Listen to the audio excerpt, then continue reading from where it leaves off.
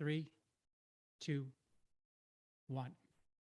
Hey, everybody, welcome back to the How to Happen podcast. I'm so happy to have you here as I am with every episode. And before I get started on this solo episode, I wanted to just remind you that I've got a newsletter. It's a blog newsletter that I call the Inspire and Activate Greatness newsletter. And it's something I've been doing for a few months now, and I'm really excited about it. And I'm getting super feedback from it as well. In the newsletter, I focus on five things, five positive, future focused thinking things that excite me and I think might excite you as well.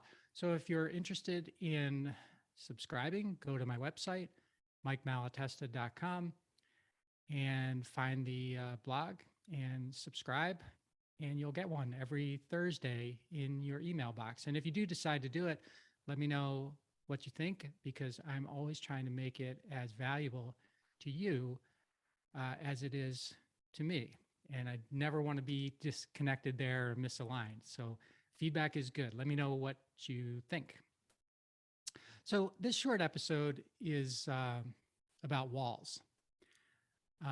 And walls have been a big thing for me over my career as an entrepreneur. And what's interesting about walls is that I don't know how to build a wall. So I have never constructed an actual wall. I always relied on Bob Lang and his sons, who have a construction company, and they can build, walls out of block or concrete or whatever, and we would use them for all of our wall building needs. And they built really strong walls. They built real walls, walls that could take a pounding, walls that could, hold forces back and all those kinds of things. And I never built a wall physically. I never physically built a wall. But over my years as an entrepreneur, I built plenty of walls inside of my own head. And those walls were I thought, very helpful to me, because they were sort of a form of isolation. They were a form of protection. I thought they kept me in a place where I could do the most value, which is pretty much completely inside of my own company. And they kept me out of, the things that were outside of there, things that I was either scared of or unsure about or uncertain about or didn't want to experiment with.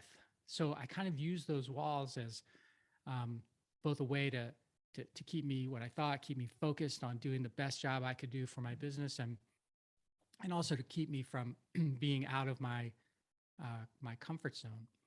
And I wrote about this in chapter 19 of my book, Ownership: How Getting Selfish Got Me Unstuck.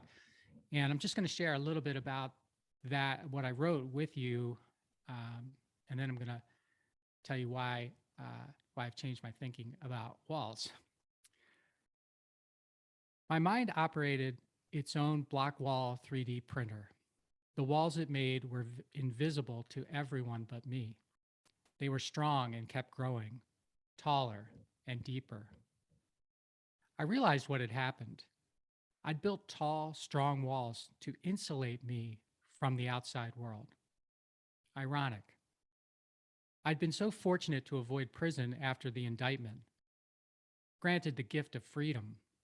At the same time, I was building my own prison, a place where I could be scared and safe at the same time, a place where I could focus all of my attention inside, and where I already knew everything.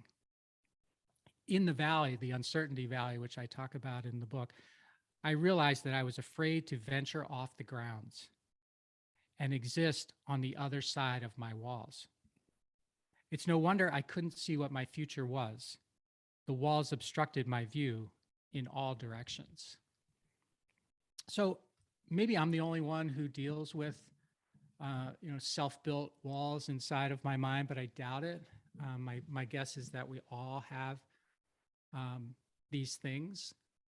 whether we call them walls or obstructions or something else. And I guess my message today to myself and to you is to tear down your walls.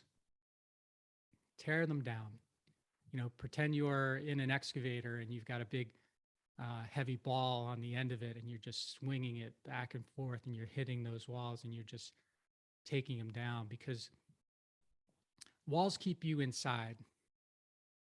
You know, it could be inside of your mind, it could be inside of your company, it could be inside of a belief system, and which might be yours and it might be someone else's that you've sort of accepted as your own, like your parents or your partners or your families or someone else's.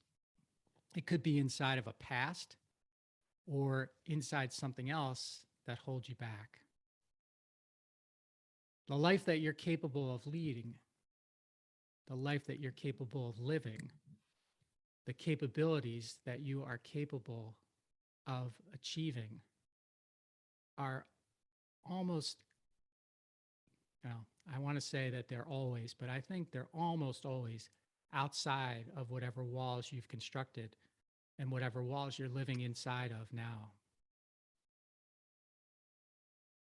So if you want to move forward and you want to create a future that's exactly what you want, or as close to exactly what you want as possible, I recommend you take a look inside of yourself and say, what walls do I have that are keeping me from achieving what I want? Do I even know what I want?